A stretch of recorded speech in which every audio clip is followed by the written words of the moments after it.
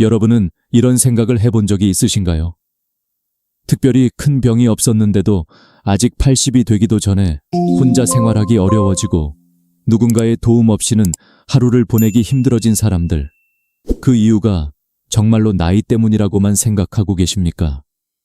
만약 그렇다면 오늘 이 영상은 처음부터 끝까지 꼭 보셔야 합니다. 저는 진료실에서 수없이 이런 장면을 보아왔습니다. 겉으로 보기에는 큰 병도 없고 검사 결과도 나쁘지 않은데 걷는 것이 불안해지고 잠을 제대로 자지 못하며 점점 삶의 반경이 줄어드는 분들입니다. 많은 분들이 이렇게 말합니다. 나이가 드니까 어쩔 수 없지요. 하지만 저는 그 말이 얼마나 위험한 착각인지 현장에서 매일 확인하고 있습니다. 나이가 들면 약해지는 것은 자연스러운 일이 아닙니다. 적어도 지금 우리가 겪는 많은 문제들은 그렇지 않습니다. 저는 한국에서 가정의학과 전문의로 일하며 25년 넘게 중년과 노년의 건강을 지켜봐 왔습니다. 그 긴 시간 동안 한 가지 분명해진 사실이 있습니다. 사람을 약하게 만드는 것은 나이가 아니라 습관이라는 점입니다. 특히 60 이후에 반복되는 일상적인 선택들이 몸을 조용히 바꾸기 시작합니다. 그 변화는 느리기 때문에 대부분 눈치채지 못합니다. 그러다 어느 날부터 계단이 힘들어지고 오후만 되면 기운이 빠지며 기억력과 자신감이 함께 떨어지기 시작합니다. 오늘 이 영상에서는 왜 많은 사람들이 85세까지 건강하게 살지 못하는지 그 진짜 이유를 이야기하려 합니다. 병 이야기가 아닙니다. 유전 이야기도 아닙니다.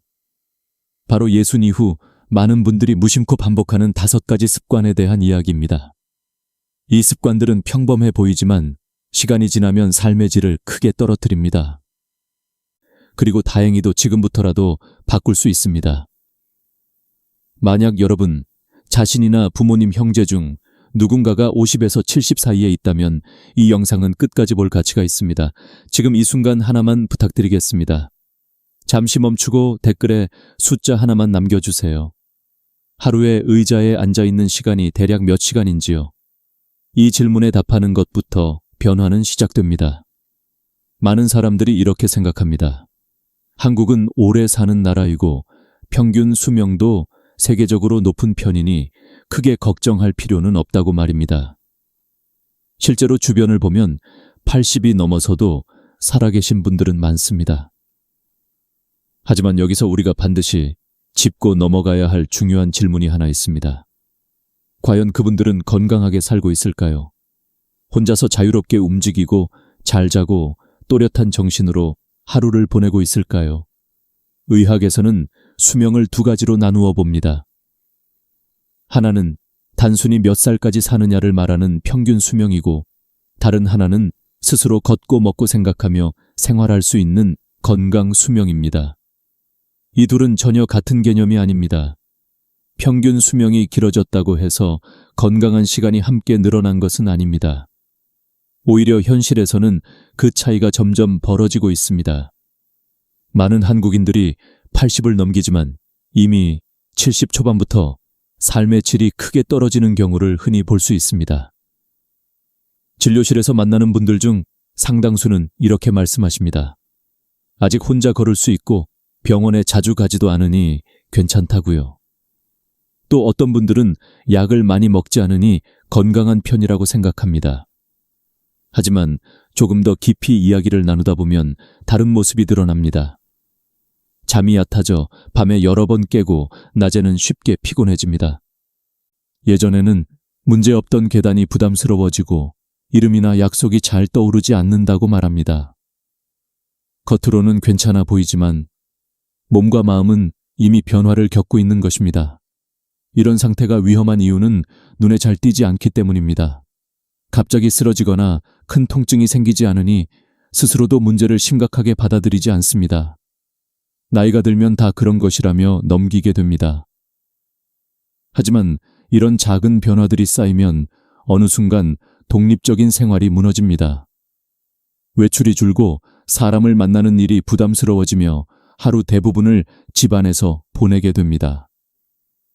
이 시점부터 건강 수명은 빠르게 줄어들기 시작합니다. 많은 분들이 여전히 이렇게 말합니다. 나는 매일 조금씩 걷고 있고 특별한 병도 없다고요. 그러나 문제는 단순히 운동을 하느냐 하지 않느냐가 아닙니다. 또 하나의 병으로 설명할 수 있는 것도 아닙니다. 진짜 문제는 매일 반복되는 사소한 습관들입니다. 앉아 있는 시간, 잠자는 방식, 사람과의 거리, 먹는 음식, 그리고 마음속 긴장 상태. 이런 것들이 하나하나 몸을 서서히 바꿉니다. 중요한 점은 이 변화가 하루 이틀 사이에 생기지 않는다는 것입니다. 그래서 대부분 눈치채지 못한 채 10년, 20년이 지나갑니다. 그러다 어느 날부터 예전으로 돌아갈 수 없다는 느낌을 받게 됩니다. 저는 이 과정을 수없이 보아왔습니다. 그리고 분명히 말씀드릴 수 있습니다. 건강 수명이 짧아지는 이유는 나이가 많아서가 아니라 잘못된 일상이 오래 유지되었기 때문입니다. 이제부터 우리는 그 일상의 핵심을 하나씩 살펴보려 합니다. 병 이름을 나열하지 않을 것입니다.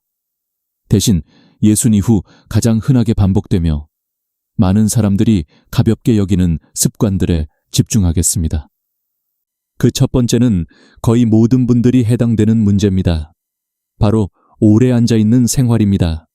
이 습관이 어떻게 몸을 바꾸는지부터 차근히 이야기해 보겠습니다. 많은 분들이 이렇게 믿고 계십니다.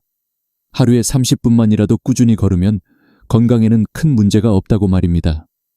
특히 은퇴 후에는 산책을 중요한 건강 습관으로 여기시는 경우가 많습니다. 하지만 진료 현장에서 제가 가장 자주 마주하는 착각이 바로 이것입니다. 운동을 하고 있다는 사실이 하루의 나머지 시간을 모두 면책해주지는 않는다는 점입니다. 오히려 예순 이후에는 이 착각이 건강을 빠르게 무너뜨리는 출발점이 되기도 합니다. 몇 해 전 부산에 거주하던 72살 여성 환자를 만난 적이 있습니다. 이분은 매일 아침 바닷가를 따라 20분에서 30분 정도 빠짐없이 걸었습니다. 주변 사람들로부터 부지런하고 건강하다는 말을 자주 들었고 본인도 그렇게 믿고 계셨습니다. 실제로 큰 병도 없었고 혈압이나 혈당도 크게 나쁘지 않았습니다. 하지만 진료실에서 아주 간단한 동작을 부탁드렸을 때 예상치 못한 일이 벌어졌습니다.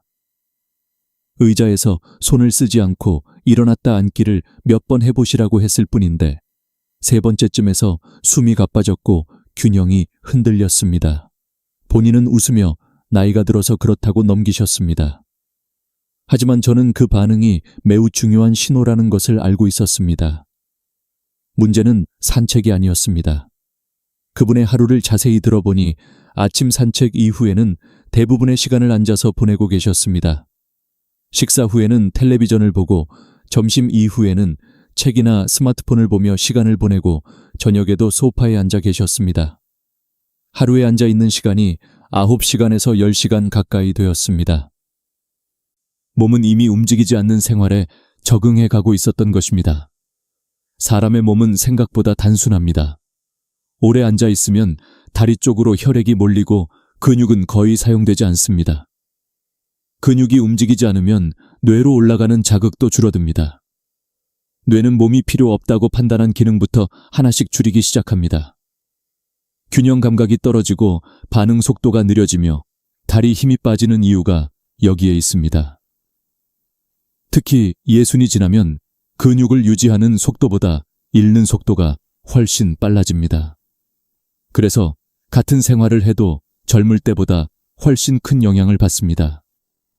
여기서 꼭 기억해야 할 중요한 사실이 있습니다. 하루 30분의 운동은 9시간, 10시간의 좌식 생활을 지워주지 못합니다. 운동과 앉아있는 시간은 서로 상쇄되지 않습니다. 많은 분들이 나는 운동을 하니까 괜찮다고 말하지만 실제로는 그 운동 시간 외의 생활이 몸을 더 강하게 만들고 있습니다. 특히 나이가 들수록 이 차이는 더 커집니다. 40대에는 불편함으로 끝날 수 있는 생활이 70대에는 독립성을 잃게 만드는 결정적인 원인이 됩니다. 이런 변화는 초기에는 아주 미묘합니다. 다리가 쉽게 피로해지고 오후가 되면 이유 없이 기운이 빠집니다. 물건 이름이 바로 떠오르지 않거나 약속을 잊는 일이 늘어납니다. 많은 분들이 이를 단순한 노화로 받아들입니다. 하지만 실제로는 오래 앉아 있는 생활이 이미 신경과 근육에 영향을 주고 있는 상태입니다. 몸은 이미 신호를 보내고 있지만 우리는 그것을 대수롭지 않게 넘기고 있는 것입니다. 지금 이 영상을 보고 계신 분들도 간단한 확인을 해보실 수 있습니다. 의자에 앉은 상태에서 팔을 가슴에 모으고 반동 없이 천천히 일어났다 앉기를 5번 해보십시오. 숨이 차거나 중간에 균형이 흔들리거나 끝까지 하기 어렵다면 이는 단순한 체력 문제가 아닙니다. 하루 대부분을 앉아서 보내는 생활이 몸에 남긴 흔적일 가능성이 큽니다. 이 검사를 통과하지 못한 분들 중 상당수가 몇 년 안에 낙상이나 급격한 체력 저하를 경험하는 것을 저는 여러 번 보아왔습니다. 다행히도 이 습관은 지금부터라도 충분히 바꿀 수 있습니다. 특별한 약이나 비싼 운동기구가 필요하지 않습니다. 핵심은 앉아있는 시간을 끊어주는 것입니다. 저는 환자분들께 40분이나 50분 정도 앉아 있었다면 반드시 10분 정도는 몸을 움직이시라고 말씀드립니다. 제자리에서 천천히 걷거나 다리를 들어 올리고 팔을 돌리는 정도면 충분합니다. 전화 통화를 하면서도 할 수 있고 텔레비전을 보면서도 가능합니다. 중요한 것은 강도가 아니라 빈도입니다. 앞서 말씀드린 부산의 여성 환자도 이 원칙을 실천했습니다. 석 달 뒤 다시 만났을 때 같은 동작을 훨씬 안정적으로 수행하셨고 오후의 무기력함이 크게 줄었다고 말했습니다. 무엇보다 넘어질 것 같다는 불안이 사라졌다고 했습니다. 이 변화는 단순히 다리 힘이 좋아졌기 때문만은 아닙니다. 몸이 다시 움직이는 생활로 돌아오면서 뇌와 신경도 함께 깨어난 결과였습니다. 그리고 여기서 한 가지 더 중요한 연결고리가 있습니다. 낮 동안 오래 앉아 있으면 밤에 잠이 망가집니다. 몸이 충분히 사용되지 않으면 깊은 잠으로 들어가기 어렵습니다. 그래서 좌식 생활은 수면 문제의 시작점이 되기도 합니다. 다음으로 이야기할 습관은 바로 이 지점과 깊이 연결되어 있습니다. 왜 예순 이후에 잠이 얕아지고 피로가 쌓이는지 그 이유를 이어서 살펴보겠습니다. 많은 어르신들이 자연스럽게 이렇게 말씀하십니다. 나이가 들면 잠이 줄어드는 것이 정상 아니냐고 말입니다. 예전처럼 오래 자지 못해도 괜찮다고 스스로를 안심시키기도 합니다. 하지만 이 믿음은 매우 흔하면서도 가장 위험한 오해 중 하나입니다. 실제로는 나이가 들수록 잠은 줄어드는 것이 아니라 더 깊고 안정적으로 필요해집니다. 문제는 잠의 양이 아니라 잠의 질입니다. 사람의 몸은 나이가 들수록 회복 속도가 느려집니다. 낮 동안 쌓인 피로와 스트레스를 회복할 수 있는 거의 유일한 시간이 바로 잠자는 동안입니다. 특히 뇌는 잠을 자는 동안 하루 동안 쌓인 노폐물을 정리하고 기억을 정돈합니다. 이 과정이 충분히 이루어지지 않으면 몸은 멀쩡해 보여도 안에서는 문제가 쌓이기 시작합니다. 그래서 예순 이후의 수면은 선택이 아니라 필수에 가깝습니다. 몇 년 전 대전에 거주하던 68살 남성 환자를 만난 적이 있습니다. 그는 오랫동안 사무직으로 일하다 은퇴한 뒤 규칙적인 생활을 하고 있었습니다. 매일 같은 시간에 잠자리에 들고 새벽에 일어났으며 스스로는 잠이 적어도 괜찮은 체질이라고 생각했습니다. 실제로 그가 자는 시간은 하루 5시간에서 6시간 정도였습니다. 그는 충분하다고 말했지만 몸은 전혀 다른 신호를 보내고 있었습니다. 오후만 되면 집중력이 급격히 떨어졌고 사소한 일에도 쉽게 짜증이 났습니다. 혈압은 서서히 올라가고 기억력도 예전 같지 않다고 느꼈습니다. 그는 이를 나이 탓으로만 돌렸지만 문제의 핵심은 깊은 잠이 부족하다는 점이었습니다. 그는 잠자리에 누워있는 시간은 길었지만 실제로는 밤새 여러 번 깨고 있었습니다. 화장실을 가기 위해서이기도 했고 작은 소음에도 쉽게 잠이 끊겼습니다.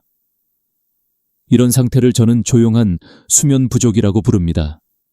본인은 잤다고 느끼지만 뇌와 몸은 충분히 쉬지 못한 상태입니다. 마치 밤새 세탁기를 돌리지 못한 것처럼 뇌 안에 피로가 그대로 남아 있습니다. 이 상태가 반복되면 감정 조절이 어려워지고 혈압과 혈당도 불안정해집니다. 특히 기억력과 집중력 저하는 이 시기에 눈에 띄게 나타납니다. 스스로 확인할 수 있는 신호도 있습니다. 거의 매일 오후 2시에서 4시 사이에 강한 졸음이 몰려온다면 단순히 나른한 시간이 아니라 수면이 부족하다는 경고일 가능성이 큽니다. 많은 분들이 이때 커피를 찾습니다. 하지만 카페인은 일시적으로 정신을 깨울 뿐 문제를 해결하지는 못합니다. 오히려 밤의 잠을 더 얕게 만들어 악순환을 반복하게 됩니다. 이 남성 환자의 변화는 아주 기본적인 것부터 시작되었습니다. 먼저 잠자기 전 시간을 다시 정리했습니다. 잠들기 3시간 전에는 식사를 가볍게 하고 2시간 전에는 물 섭취를 줄였습니다. 1시간 전에는 텔레비전과 휴대전화를 멀리했습니다. 처음에는 불편했지만 며칠 지나자 몸이 반응하기 시작했습니다. 방의 온도도 약간 서늘하게 조절했고 불빛은 최대한 줄였습니다. 또 하나 중요한 변화는 생각을 정리하는 습관이었습니다. 잠자리에 들기 전 머릿속에서 계속 맴도는 걱정들을 종기에 적고 덮어두는 연습을 했습니다. 모든 걱정을 해결하려 하지 않고 오늘은 내려놓겠다고 스스로에게 말하는 연습이었습니다. 이런 작은 변화들이 모여 몇 주가 지나자 밤에 깨는 횟수가 눈에 띄게 줄었습니다. 아침에 일어났을 때 쉬었다는 느낌을 오랜만에 다시 경험했다고 말했습니다. 잠이 회복되자 자연스럽게 낮 동안의 기분도 안정되었습니다. 예민함이 줄고 사람을 피하고 싶다는 마음도 약해졌습니다. 이 점이 매우 중요합니다. 잠이 부족하면 불안이 커지고 불안은 사람과의 거리를 벌리게 만듭니다. 결국 수면 문제는 마음과 관계까지 영향을 미치게 됩니다. 다음으로 이야기할 습관은 바로 이 연결에서 시작됩니다. 왜 예순 이후에 혼자 있는 시간이 늘어날수록 건강이 더 빨리 무너지는지 그 이유를 이어서 살펴보겠습니다. 많은 분들이 혼자 있는 생활에 익숙해지면 그것이 오히려 편하다고 말합니다. 누구에게도 신경 쓰지 않아도 되고 조용히 지낼 수 있어서 좋다고 느끼기도 합니다. 하지만 여기에는 매우 중요한 구분이 필요합니다. 혼자 있는 시간을 선택한 고독과 원치 않게 연결이 끊어진 고립은 전혀 다른 상태입니다. 문제는 많은 분들이 자신이 어느 쪽에 있는지 모른 채 시간이 흐르고 있다는 점입니다. 몇 해 전 인천에서 혼자 생활하던 70살 여성 환자를 만난 적이 있습니다. 남편을 먼저 떠나보낸 뒤 혼자 지낸 지 몇 해가 된 분이었습니다. 집은 늘 정리되어 있었고 식사도 거르지 않았으며 하루 일과도 나름 규칙적이었습니다. 텔레비전을 보고 책을 읽고 가끔은 동네를 산책하며 시간을 보냈습니다. 겉으로 보기에는 특별한 문제가 없어 보였습니다.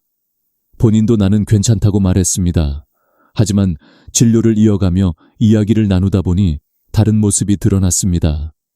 하루 동안 누구와도 말을 섞지 않는 날이 많았고 며칠씩 전화 한 통 오지 않는 날도 있었습니다. 잠은 점점 얕아졌고 이유 없이 가슴이 답답하다고 느끼는 일이 늘었습니다. 검사 수치에 큰 이상은 없었지만 몸의 활력은 눈에 띄게 떨어져 있었습니다. 겉은 멀쩡해 보여도 안에서는 서서히 소진되고 있었던 것입니다. 사람의 뇌는 사회적 존재로 설계되어 있습니다. 의미 있는 연결이 끊기면 뇌는 이를 위협으로 받아들입니다. 위험한 상황에 놓였다고 판단하면 몸은 방어 상태로 들어갑니다. 이때 염증 반응은 높아지고 면역 기능은 약해집니다. 이런 변화는 천천히 진행되기 때문에 본인은 잘 느끼지 못합니다. 하지만 시간이 지날수록 기억력 저하와 우울감 불안이 함께 나타나고 심혈관 문제의 위험도 높아집니다. 여기서 많은 분들이 착각하는 부분이 있습니다. 하루를 바쁘게 보내고 있으면 괜찮다고 생각하는 것입니다. 하지만 바쁨과 연결은 다릅니다. 텔레비전을 오래 보거나 혼자 취미 활동을 하는 것은 시간을 채울 수는 있어도 사람을 채워주지는 못합니다. 진짜 연결은 서로의 목소리를 듣고 감정을 주고받는 과정에서 생깁니다. 이 차이를 이해하지 못하면 스스로를 안전한 상태라고 착각하게 됩니다. 지금 이 영상을 보고 계신 분들께 솔직한 질문을 하나 드리고 싶습니다. 지난 일주일 동안 형식적인 인사 말고 마음이 오가는 대화를 나눈 사람이 몇 명이나 있었습니까? 만약 그 숫자가 손에 꼽히거나 거의 없었다면 이미 고립의 경계에 와 있을 가능성이 큽니다. 이것은 성격의 문제가 아니라 건강의 문제입니다. 강해 보이기 위해 도움을 청하지 않는 선택이 오히려 몸을 더 약하게 만들 수 있습니다. 앞서 말씀드린 인천의 여성 환자도 처음에는 제 말을 받아들이기 어려워했습니다. 남에게 폐를 끼치고 싶지 않다는 생각이 강했습니다. 하지만 변화는 아주 작은 시도에서 시작되었습니다. 한 달에 한 번 새로운 사람을 만나는 목표를 세웠습니다. 거창한 관계일 필요는 없었습니다. 동네 문화센터에서 진행하는 소규모 모임에 참여했고 봉사활동을 통해 자연스럽게 대화를 나누기 시작했습니다. 몇 달이 지나자 표정이 달라졌습니다. 잠이 조금씩 깊어졌고 아침에 일어나는 것이 덜 두렵다고 말했습니다. 혈압도 안정되었고 식사 시간도 자연스럽게 규칙을 되찾았습니다. 이 지점이 중요합니다. 사람과의 연결이 회복되면 생활 전반이 함께 정돈되기 시작합니다. 반대로 고립이 길어지면 식사는 대충 때우게 되고 시간도 엉키기 쉽습니다. 혼자 있는 것이 문제는 아닙니다. 연결이 끊긴 상태가 문제입니다. 그리고 이 고립은 다음으로 이야기할 또 다른 습관과 깊이 연결되어 있습니다. 바로 무엇을 언제 어떻게 먹느냐의 문제입니다. 사람과의 연결이 줄어들수록 식사는 점점 무너집니다. 다음 부분에서는 많은 분들이 건강하다고 믿고 있는 식습관이 왜 오히려 몸을 해치고 있는지 그 이야기를 이어가겠습니다. 지금까지 이야기한 습관들이 몸의 기초를 흔든다면 이제부터 말씀드릴 두 가지는 그 모든 문제를 한꺼번에 키우는 역할을 합니다. 많은 분들이 이 부분에서 특히 오해를 하고 계십니다.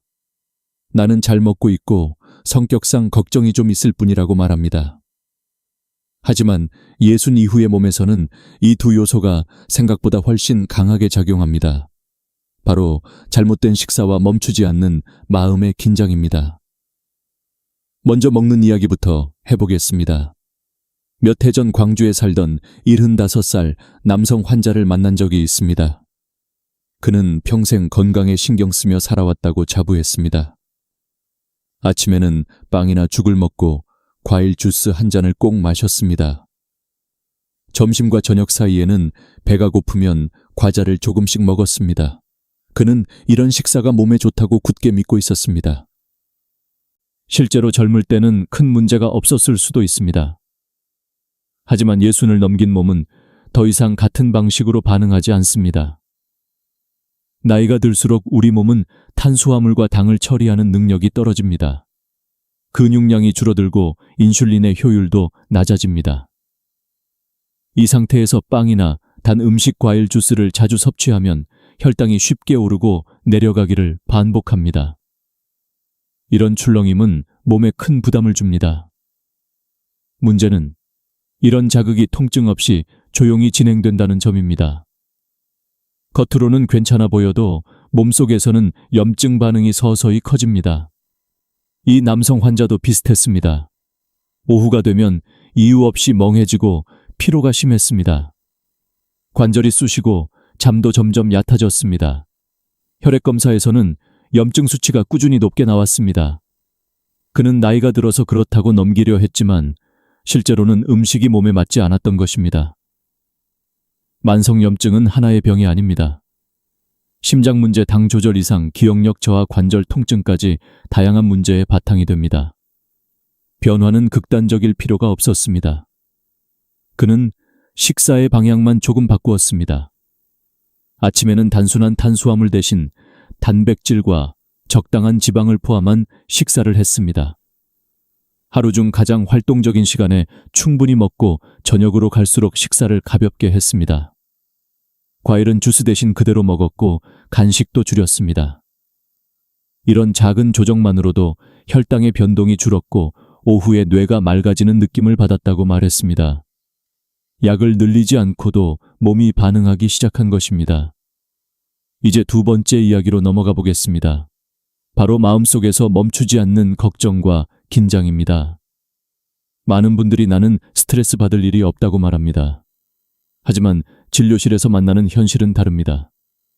겉으로는 조용하지만 속으로는 끊임없이 미래를 걱정하고 과거를 되돌아보며 자신을 몰아붙이는 분들이 많습니다. 이런 긴장은 소리 없이 몸을 망가뜨립니다. 예순 이후의 스트레스는 젊을 때와 다르게 작용합니다. 회복이 느려지고 긴장이 오래 지속됩니다. 스트레스 호르몬이 쉽게 내려오지 않으면서 혈관은 늘 수축 상태에 놓이고 면역 기능은 약해집니다. 이 상태가 계속되면 잠은 더 얕아지고 식욕은 흐트러지며 사람을 피하고 싶어집니다. 결국 앞서 이야기한 모든 습관들이 다시 강화되는 악순환이 만들어집니다. 여기서 중요한 구분이 필요합니다. 걱정과 책임은 다릅니다. 책임은 필요한 행동을 하게 만들지만 걱정은 몸을 소모시킬 뿐입니다. 많은 분들이 걱정을 성격이라고 말하며 바꿀 수 없다고 생각합니다. 하지만 목표는 걱정을 없애는 것이 아닙니다. 걱정에 끌려다니지 않는 법을 배우는 것입니다. 가장 먼저 해야 할 일은 내가 통제할 수 있는 것과 통제할 수 없는 것을 구분하는 연습입니다. 하루의 리듬을 지키는 일, 몸을 움직이는 일, 사람을 만나는 일은 통제할 수 있습니다. 하지만 모든 미래를 완벽하게 준비하는 것은 누구도 할 수 없습니다. 이 사실을 받아들이는 것만으로도 마음의 긴장은 크게 줄어듭니다. 또 하나 중요한 점은 스트레스를 생각으로만 풀려고 하지 않는 것입니다. 나이가 들수록 스트레스는 몸으로 풀어야 합니다. 천천히 걷기 깊게 숨을 내쉬는 호흡손으로 흙이나 식물을 만지는 활동은 생각보다 큰 효과가 있습니다. 이런 신체적 활동은 뇌에 안전하다는 신호를 보내 긴장을 낮추는 데 도움을 줍니다. 잘 먹지 못하면 마음이 불안해지고 마음이 불안하면 다시 먹는 습관이 무너집니다. 이 두 가지는 서로를 계속 자극합니다. 그래서 식사와 스트레스는 함께 다루어야 합니다. 하나만 고쳐서는 효과가 오래가지 않습니다. 이 부분을 이해하는 순간 변화의 속도는 훨씬 빨라집니다. 이제 우리는 마지막으로 전체를 하나로 묶어볼 차례입니다. 지금까지 이야기한 5가지 습관은 따로 떨어져 있지 않습니다. 서로 연결되어 있고 서로를 강화합니다. 하지만 반대로 말하면 단 하나의 변화만으로도 흐름을 바꿀 수 있습니다. 다음 마지막 부분에서는 이 모든 이야기를 정리하며 왜 지금이라도 늦지 않았는지 분명하게 말씀드리겠습니다. 지금까지 우리는 예순 이후에 많은 사람들의 건강을 조용히 무너뜨리는 5가지 습관을 살펴보았습니다. 오래 앉아 있는 생활, 얕고 부족한 잠, 사람과의 연결이 끊긴 상태, 몸에 맞지 않는 식사, 그리고 멈추지 않는 걱정과 긴장. 이 5가지는 각각 따로 존재하는 문제가 아닙니다. 서로 이어져 있고 서로를 더 강하게 만듭니다. 그래서 하나가 무너지기 시작하면 나머지도 함께 흔들리기 쉽습니다.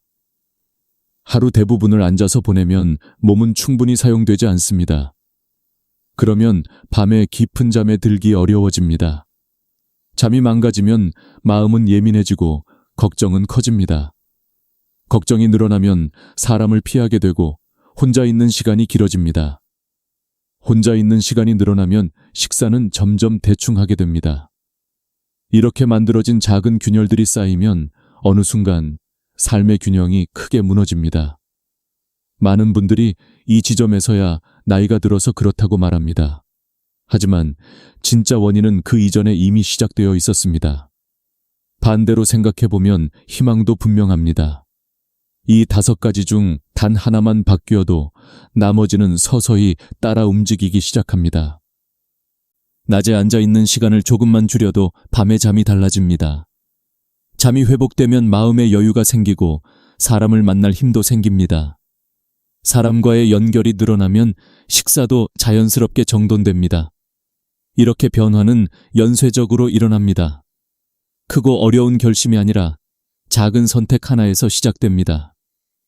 많은 분들이 이렇게 질문합니다. 이 나이에 바꿔서 무슨 소용이 있느냐고 말입니다. 하지만 저는 단호하게 말씀드리고 싶습니다. 너무 늦은 나이는 없습니다. 60이든 70이든 80이든 몸은 여전히 회복할 능력을 가지고 있습니다. 다만 그 능력이 작동할 수 있는 환경을 다시 만들어 주어야 합니다. 몸을 혹사시키는 습관을 멈추고 필요한 것을 다시 주기 시작할 때 변화는 생각보다 빠르게 나타납니다. 여기서 오늘의 가장 중요한 교훈을 분명히 짚고 넘어가고 싶습니다. 나이가 들어서 건강을 잃는 것이 아닙니다. 오랫동안 유지해온 습관이 건강을 서서히 빼앗아온 것입니다. 이 사실을 받아들이는 순간 우리는 다시 선택할 수 있게 됩니다. 과거를 후회하는데 에너지를 쓰기보다 오늘의 작은 행동을 바꾸는데 힘을 쓰는 것이 훨씬 현명합니다. 지금 이 영상을 보고 계신 바로 오늘 하루에 단 한 가지만 바꿔보십시오. 앉아있는 시간을 조금 줄이거나 잠자리에 드는 시간을 조금 앞당기거나 누군가에게 먼저 안부를 묻는 것만으로도 충분합니다. 그 작은 변화에 몸은 반드시 반응합니다. 늦지 않았습니다. 오히려 지금이 가장 빠른 시점일 수 있습니다. 마지막으로 여러분께 질문 하나를 남기고 싶습니다. 오늘 이야기한 5가지 습관 중에서 가장 마음이 찔렸던 것은 무엇이었습니까? 댓글로 솔직하게 남겨주셔도 좋습니다. 그 인식이 바로 여러분의 건강한 시간을 다시 늘리는 첫걸음이 될 수 있습니다.